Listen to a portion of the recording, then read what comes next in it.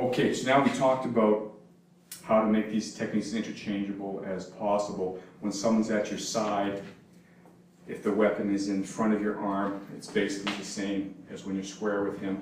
And if the weapon is behind your arm, it's basically the same as him being behind you. So the advantage, if he's in this position, the advantage is I'm already 3/4 of the way turned in. The disadvantage is I have to go to the non-preferred way, which is between his arms. But again, I'm using that same rotation to push my weight down. If I'm worried about this, which you should be monitoring it with this hand to get 2 hands on it. Although nowadays, even in Brazilian Jiu-Jitsu, it's usually taught to step in and hit the guy, which is nice.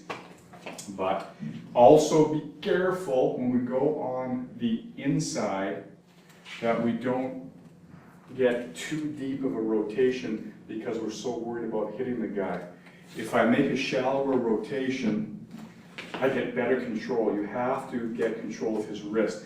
This makes the strike more difficult. That's why a lot of people are punching. Remember, on the street, you really shouldn't be hitting with a closed fist. Your chances of injuring your own hand are actually a lot higher than doing any kind of appreciable injury to this guy.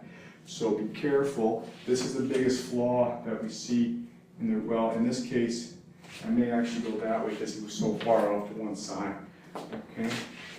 But the biggest problem we have is over rotation. I end up too deep on his arm because I'm fixated on the strike, and you can see there's a lot of play in here. He can probably still point it at me. So what I want to do is suck it back and control with my wrist. I can either do it this way or that way. Now, the good thing about here is I can point it up, I can pull it down. You can do your throws from here if you're proficient at that. Being on the inside, you know, isn't disastrous, but it's preferable to be on the outside of that weapon. That would depend on what side you're on. So obviously, if we're in exactly the same scenario with a right-handed gunman and he's here, then I'm in a good position to do my outside rotation. Okay, so that's the only difference between a purely one-sided attack. Is I don't really have a choice here, a preferred or non-preferred. I have to kind of go on here. Okay, and again, I use 2 hands, either on his elbow or on his wrist to make that rotation, right? If I go here, this buys me more time because as I disengage this arm, realign this. It's difficult for him because I still control the elbow. So I'm able to take a bigger step.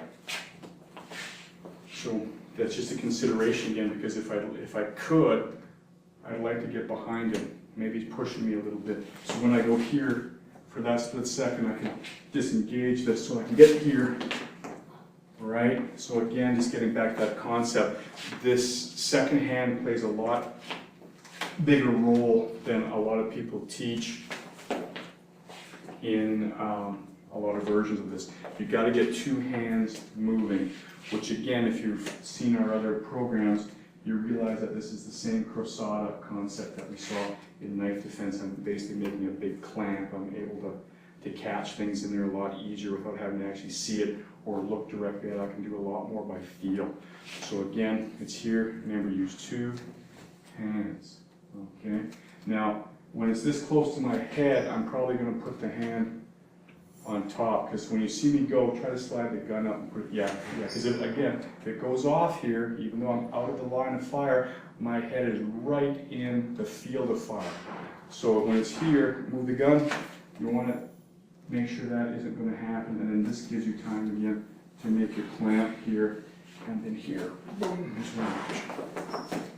okay? So that's the difference between the sides and the rear. It's really just a choice of your left or your right. Okay?